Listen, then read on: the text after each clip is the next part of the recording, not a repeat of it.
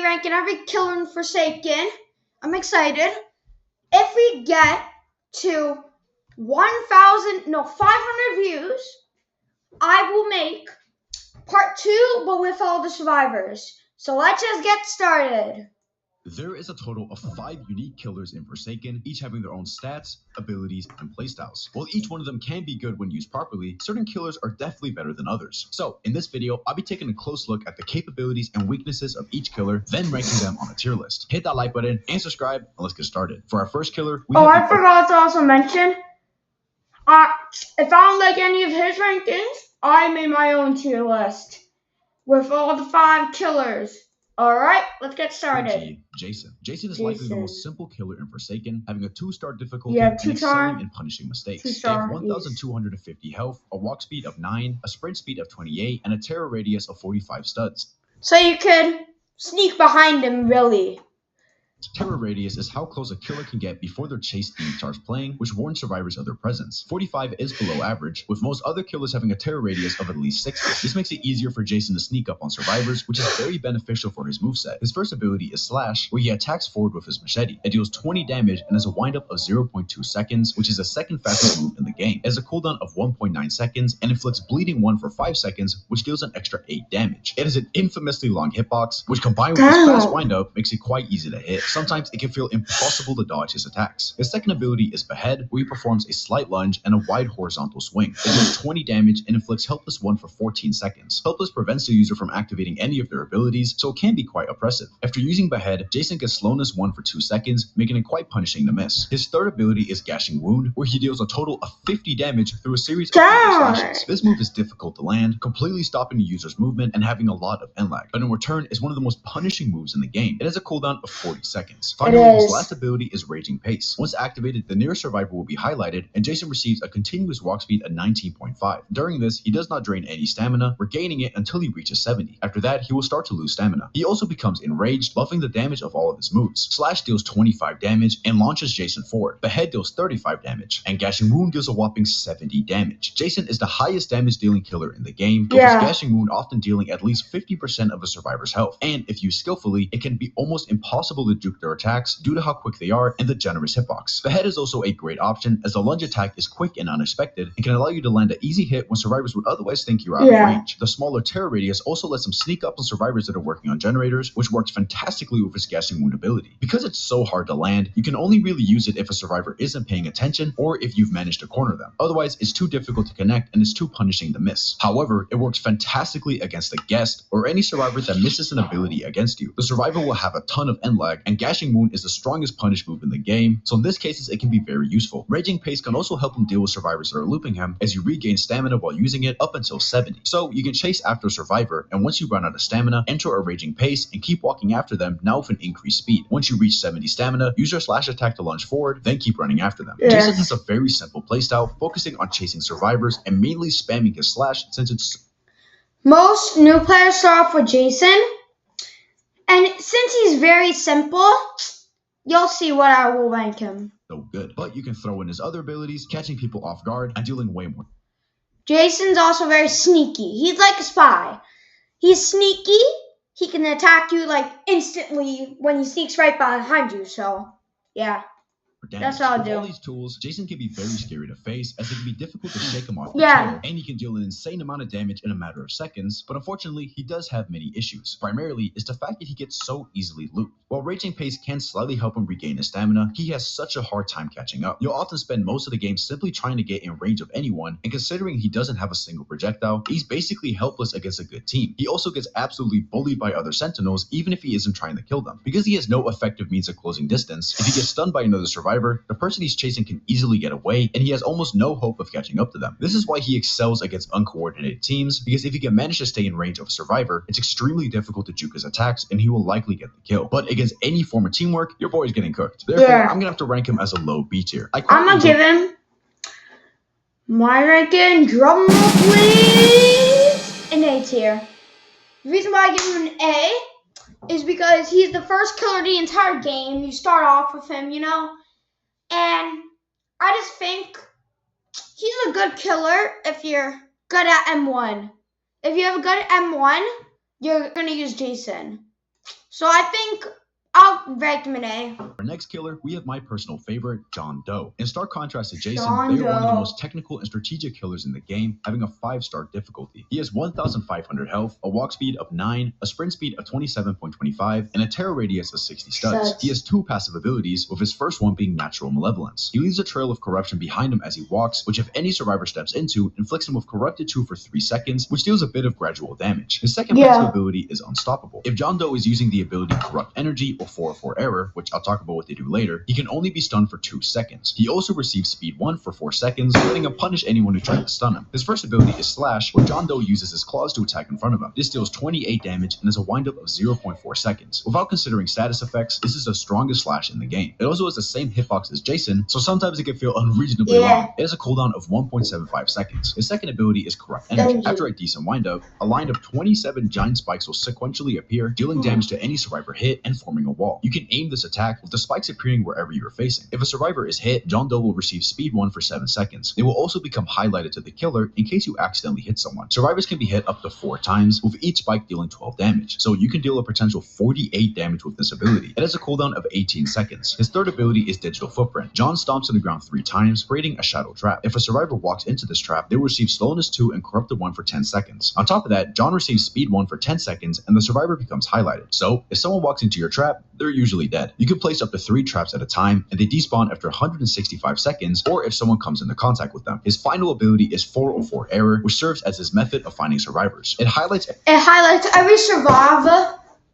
You know what, screw it. I'm not saying anything. Has a cooldown of 20 seconds. John takes a lot of experience to play. Unlike Jason, you can't just blindly run at survivors and attack with your Slash. You will get looped and you will lose. You need to take full advantage of your abilities, especially your traps. These traps can be used to cut off powerful loops that survivors could otherwise abuse, making it much easier for you to catch up with them. You can also cut off loops using your spikes, so the combination of this and your traps makes John Doe pretty good at catching up to survivors. Also, the spikes recently got buffed, making them appear much quicker. Since they can be aimed extremely accurately, if you're in a corner or a close space, you're most likely taking a ton of damage. They are extremely hard to avoid, and even if you do avoid them, you might end up trapped with John Doe. There's another neat trick you can do with John, sometimes referred to as parrying. If you notice a survivor is using a stunning ability, you can quickly either use Corrupt Energy or Error 404, and you will only get stunned for 2 seconds and get some nice speed. So you can turn stunning into an advantage for yourself, and it feels so cool to do this. However, he is unfortunately very map dependent. On maps like Horror Hotel, there are a lot of really good spots to place traps, preventing survivors from accessing certain areas. But on Planet Voss, it is almost completely open, so you can't stop them at all. It's also not nearly as easy to land his Slash attacks as it is on Jason, since they come out twice as slow. Therefore, they're much easier to juke. He is definitely the hardest killer to play in the game, but if you can master him, he has a ton of awesome tools to clear out lobbies. The spike can deal insane damage and cut off paths, the traps can doom someone who walks into them or prevent access to certain areas, and his unstoppable ability makes him quite resistant to stuns if you have quick reaction time. I'm gonna rank him as okay, I'm gonna rank him. Honestly, since he's what he said, experience. Just very good experience, honestly. I'm going to give him a B tier right below Jason. I just think John Doe is like experience, and if you're not good, it's hard. So I just put him right in the middle. a high A tier. But do remember, he is quite map dependent. On certain maps, he's unstoppable, and on others, he'll struggle a bit. Our next killer, we have Cool Kid. Cool Kid has a fast attacking playstyle, applying constant pressure to survivors and dealing huge damage. He has a 3-star difficulty, but that's capped. He's at most a 2-star, with a pretty simple playstyle and moveset. He has 800 health, a walk speed of 7.5, a sprint speed of 28, and a terror radius of 60 studs. His first ability is Punch, which deals 26.5 damage and has a windup of 0.1 seconds. It has a cooldown of 2 seconds. It has a uniquely short hitbox, but this is made up by the fact that it has the shortest windup in the game, appearing almost instantly. His second ability is Corrupt Nature. Cool Kid immediately throws out a projectile, which can travel through walls and survivors. If a survivor is hit by it, they take 15 damage and are inflicted by slowness 1 for 4 seconds. Their aura is also revealed to Cool Kid for 10 seconds. It has a medium range, but eventually disappears. Their third and most broken ability is Walk Speed Override. After a 1-second windup, Cool Kid launches forward for 1.34 seconds. This can travel a huge distance, but cannot be steered. So if you miss your target, bye-bye. When hitting a survivor, the The lunge will end, and Cool Kid deals 30 damage and inflicts Burning One for 8 seconds, resulting in a total of 45 damage. It also ends prematurely if you crash into a wall or obstacle. This ability has a cooldown of 20 seconds. His final ability is Pizza Delivery, which summons 2 pizza delivery bots. These bots automatically seek out the closest survivor walking towards them. If they hit a survivor, they deal 15 damage and inflict Burning 1 and Slowness 2 for 3 seconds, resulting in a total of 20 damage. Once hitting a survivor, they immediately fade away. The survivor also becomes highlighted for 15 seconds. This is Cool Kid's method of finding survivors, as he has to see what direction the bots are headed and go along that way. These bots can be killed using a variety of attacking abilities. The ability has a cooldown of 50 seconds. Cool Kid is an absolute unstoppable menace. He has everything you could ever ask for on a killer. His punch is the fastest attack in the game, so some can argue is even better than Jason despite the smaller hitbox. If Cool Kid is close enough and they have more than 3 brain cells, you will not be able to juke them. Every hit will guaranteed connect. Then, the projectile is not only a really quick, low commitment projectile that deals a decent chip damage, it also slows down survivors. So if you're getting looped around a rock or can't catch up to someone, hitting them with this projectile can often mean they're just gonna die. But oh my goodness, do not sleep on walk speed override. While it does have a windup, you travel extremely quickly and has the biggest hitbox in the game. You can often hit people through walls just because of how massive it is. It's extremely easy to land, and 45 total damage is insane. And then it only has a 20-second recovery, so you can use it all the time. It also works great for catching up to survivors due to its speed and long distance. You can cover a significant portion of the map using this ability. Its one flaw is the fact you can't steer it, so be careful if you're near a corner. The survivor can quickly turn, and you will most likely completely lose them. Then on top of everything he has 2 minions walking around, potentially cutting off escape routes and constantly finding survivors. They are easy to avoid, but sometimes they will come out of nowhere as you're too focused on the killer. A funny weakness with Cool Kid is his low health, as very rarely, and I mean extremely rarely, you can kill him, but don't count on this happening. However, since he can struggle to find survivors, if the last man standing is a noob or 007, it can be extremely difficult to get that last kill. If the survivor perfectly times an invis so they aren't automatically highlighted, you have to simply wait for the clones to slowly find their location. And even if you find their location, if it's a 007, they may teleport to the other side of the map, and then you're screwed. But if you just make sure not to leave these specific characters for last, you should be fine. I'm ranking him as an easy S tier like he's always been. He is an S tier, honestly. Excuse me. I would give him an S tier. That's the same thing, bro. An S tier for Cool Kid, perfectly fine. Cool Kid has the biggest walk speed override hitbox ever. It's just unstoppable. He's unstoppable. I'm not sure why they refuse to nerf this guy harder, but he stays dominant and easy to play. If you are new to this game and want to start winning, get Cool Kid. For our next killer, we have 1x1x1. This is a more projectile-based character with a 4-star difficulty rating. They have 1,100 health, a walk speed of 8, a sprint speed of 27, and a terror radius of 60. Their first ability is Slash, where they attack forward with their sword. It deals 20 damage and has a windup of 0.4 seconds. It also inflicts Glitch 1 and Poison 1 for 5 seconds, which deals 8 extra damage, resulting in a total of 28. Glitch causes your screen to flicker and makes it difficult to see. However, this is completely disabled by just enabling the epilepsy option in settings. It has a cooldown of 1.75 seconds. Its second ability is Mass Infection. After a 1.7 second windup, 1x slashes forward, sending out a large green shockwave. It lasts for 6 seconds and can travel through walls. Any player hit will take 35 damage and be inflicted with Glitch 1 and Poison 1 for 5 seconds, resulting in a total of 43 damage. The sword itself also deals damage, so if anyone is next to you during the attack, you will deal additional damage and inflict Glitch 2 for 6 seconds and Poison 5 for 3 seconds, resulting in a whopping 75 damage overall. This is the most damage you can deal from a single ability in the game, and nearly one-shot Elliot, leaving him with 5 health. It has a cooldown of 14 seconds. His third ability is Entanglement. After a short windup of 0.75 seconds, a fast but narrow projectile shoots out. It lasts for 10 seconds and can travel through walls. Any survivor hit will take 10 damage and receive slowness 10. The screen is filled with 5 pop-ups, which the user must click on in order to lose their slowness and be able to move again. Otherwise, they are automatically freed after 3 seconds. When hit, they are also given Helpless, which lasts for 10 seconds. In the meantime, 1x gains Speed 2 for 3 seconds, and the survivor is highlighted. It has a cooldown of 18 seconds. His fourth ability is Unstable Eye. After standing still for a bit, 1x receives Speed 1 and Blindness 3 for 5 seconds. It also highlights the aura of all nearby survivors during this duration. It has a cooldown of 25 seconds. His final ability is Rejuvenate the Rotten. 1x stabs himself with his sword, resurrecting any survivor that has been killed in the form of rotten zombies. These zombies walk around aimlessly until the survivor gets within 30 studs of them. They will then begin to chase them, dealing 14 damage per hit. These zombies can be killed using a variety of different survivor abilities, but 1X can actually choose to kill their own zombie, which will grant them speed 1 for 10 seconds. This ability gains a charge for each survivor killed and has a max charge of 1. It also has a cooldown of 200 seconds, so you will likely use this once per game. As you can see, 1X has the most abilities in the game, and in order to win, you're gonna have to use all of them. Due to his extremely slow walk speed, he struggles to catch up with survivors. That's where entanglement comes into play. If you manage to hit this projectile, you will catch up and almost guarantee get one hit, sometimes two. So it is extremely powerful, especially since it comes out so quickly with hardly any end lag. You should always be trying to use this ability. However, due to its short hitbox, it takes a lot of precision, prediction, and luck. Unstable Eye can help you by giving you speed, but it's pointless to use mid-chase since you stop completely. Only use it if you're trying to find survivors or if you have someone cornered so they can't gain distance while you're using it. Mass Infection can also be a great tool to either chip down survivors or lock in some kills. The huge hitbox makes it easier to hit, and you often accidentally hit survivors across the map due to how long it travels. If you hit someone with entanglement when you're next to them, I would recommend running up and using Mass Infection. If they don't break out in time, you will deal huge damage with both hits from this ability. If they do break out, you can still hit them with a massive projectile, which can be really hard to dodge from such close range. Rejuvenate the Rotten is best saved for last man standing, as not only will you cover the map in annoying zombies, they can be extremely helpful in letting you catch the survivor. Getting speed from each zombie makes 1X the best killer for last man standing, as it can be nearly impossible to escape from them if they get a good chain of zombies. That, paired with some powerful projectiles and attacks that inflict poison, 1X is a force to be reckoned with. But he has some huge flaws. As I mentioned, he is very dependent on landing his entanglement to catch up with survivors. Someone who is good at the game will pay close attention to when 1X wants to throw out a projectile, so unless you are quite close or you make a very good prediction, it can be very inconsistent to land. And that kind of summarizes 1X. He's inconsistent. If you land all your projectiles, you will annihilate the lobby and nobody can compete. But if you can't hit anything, you're gonna get cooked. He's also very map dependent, with him excelling on flat maps, as that allows his projectiles to pick up accidental kills. I'm gonna rank him as a solid A tier. He's still a powerful killer with a ton of great abilities, but he is... I'm gonna rank him as a very solid B tier, right over John Doe.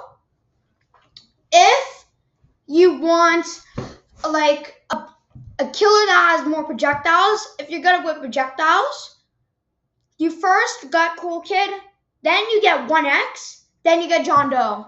Because John Doe's harder than 1X, and 1X is easier to use, so I'll give him I'll give him a higher B tier than John Doe. Next to Noli.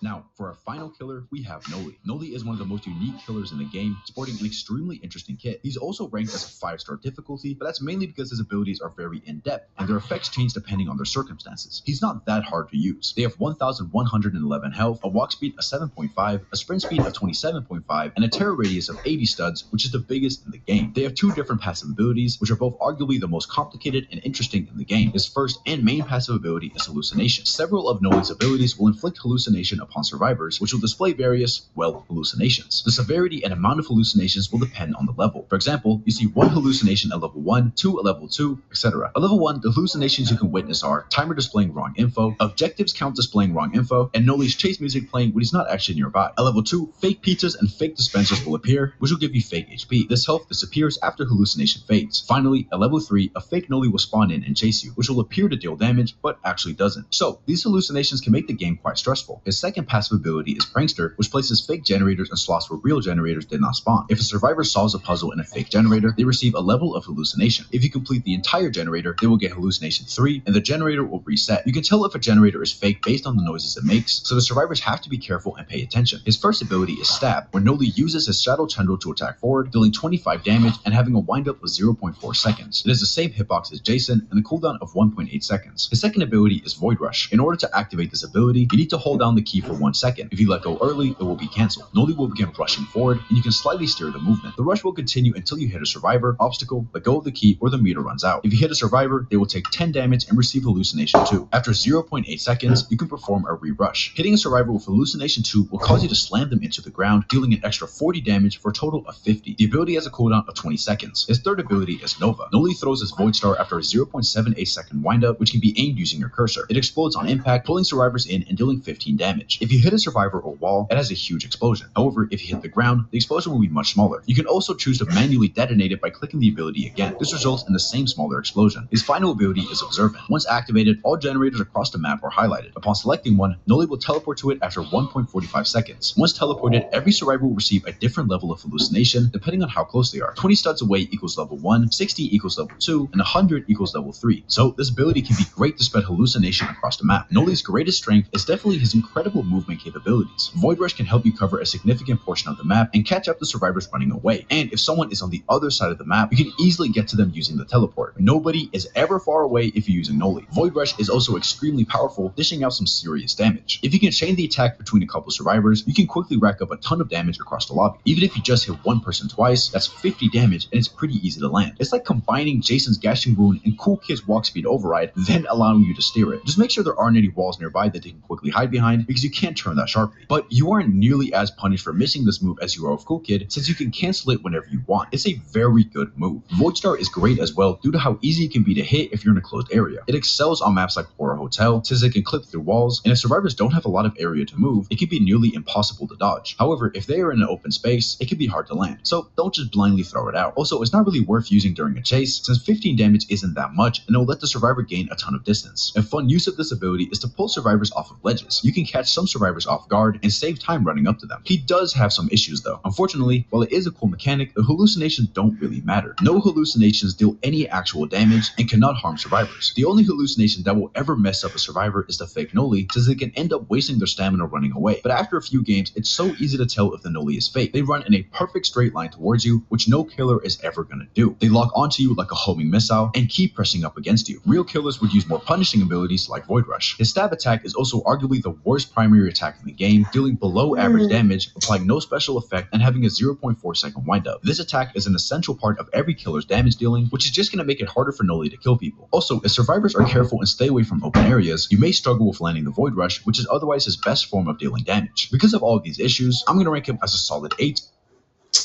Okay. I think what I'm gonna do, he's basically Cool Kid, honestly. I'm gonna rank him above Cool Kid because I just think the Void Rush, you can easily steer it. No. Void Rush, if you're in a different area, it just hurts. Because if you're in a wall, it just crashes right into the wall. You're done for.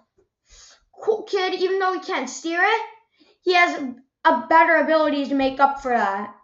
So that's what I think. That's my tier list. That's what I'm thinking I'm gonna do. Think if you would rank it this. I'll see you in the next video, and bye everyone.